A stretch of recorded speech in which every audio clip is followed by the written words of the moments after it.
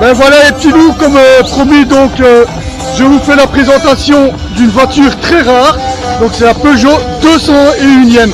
C'est la 201e Peugeot qui a été faite. Projet, 201e projet. Donc c'est le projet, donc c'est même pas officiel, c'était encore un projet, le propriétaire. Et voici en fait la présentation de la voiture. Voilà. Comme vous pouvez voir, elle est encore vraiment dans son jus.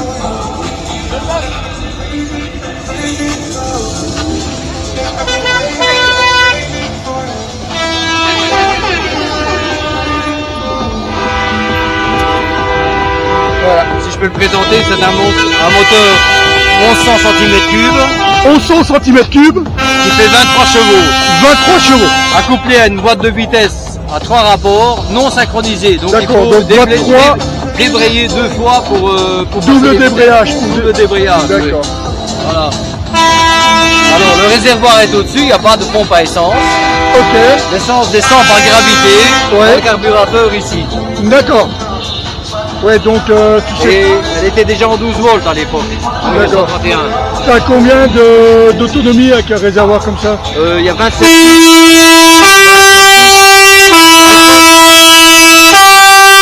300 km. Donc 300 km pour 25 litres.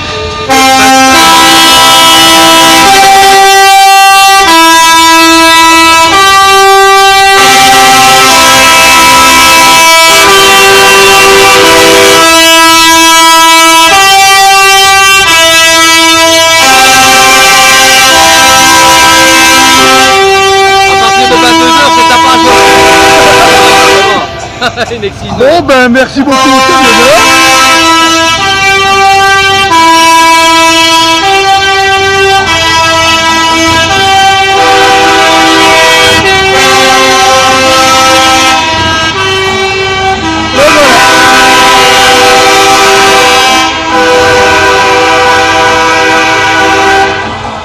les aléas du direct, merci beaucoup pour le concert de Klaxon. Donc ben, on va revenir à l'interview de la voiture. Et donc tu me disais c'était un 25 litres.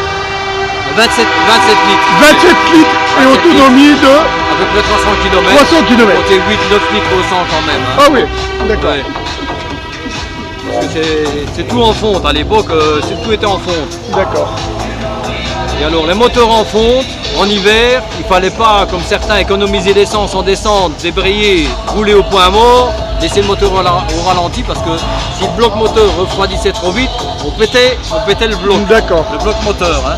Parce qu'en général, il n'y avait pas d'antigel. Ouais. On mettait simplement de l'eau pour le refroidissement. D'accord. Simplement de l'eau. Et ça avait tendance à rouiller hein, dans le bloc oui, moteur. bah oui. Donc moi j'avais déjà démonté, il y a une plaque ici arrière. Toute la rouille c'était encastré dans le bloc moteur. Et même le radiateur j'ai dû changer parce qu'il était ah oui, d'accord. enduit de rouille. Hein. J'ai dû refaire un nouveau nid d'abeille pour... ah oui, donc là tout le radiateur a été refait sur mesure. Oui. D'accord. C'est 23 chevaux à 3750 tours maximum. Hein. Ah oui. Ça roule pas, ça tombe pas vite. Hein. Ben c'est pas fait pour faire la course. Hein. Non, en même pas temps. fait pour faire la course. Voilà.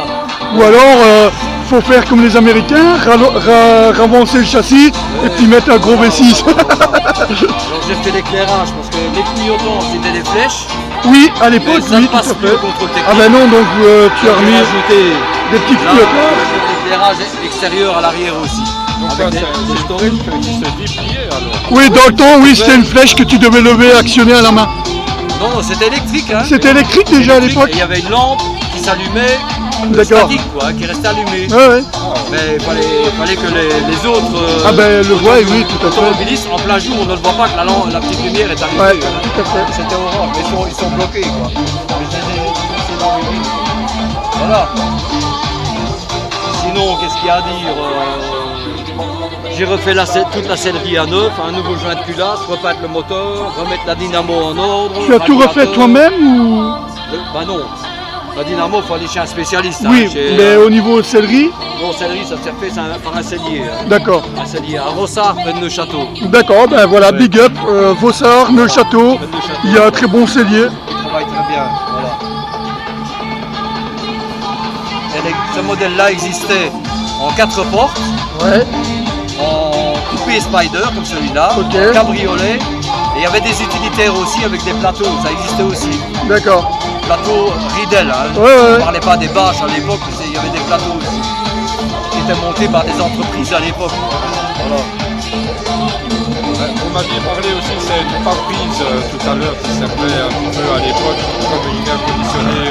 Oui, oui, oui, pour avoir de l'air dans la voiture. Parce que du fait que c'est une tôle ici derrière le moteur, on ressent toute la chaleur là. Et le convoyeur, il y a le pot d'échappement ici. Le convoyeur, il a chaud des pieds. Hein. Ah bah ouais, Ah oui, ouais. il a bien chaud des pieds. Hein. Alors le bruit, je te dis pas là, c'est 90 décibels, hein, plus de 90 décibels le bruit dans l'habitacle. Hein. D'accord, donc tu fais pas 5 cm avec. Ah non, non, il n'y a pas besoin d'autoradio avec. Hein. Pas besoin d'autoradio, le moteur est là. Hein. On l'entend. Hein. Voilà.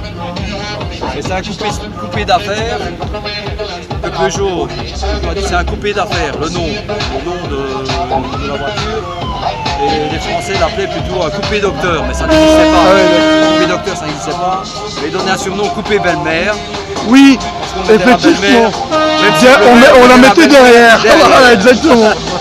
Pendant que le beau-fils s'amourachait Oui. de la baie de... Ça, mon grand-père m'avait expliqué cette anecdote. Coupé belle-mère. Effectivement, on appelait ça les coupés belle-mère. Voilà, mais on a démarré et puis on va y aller. Ouais.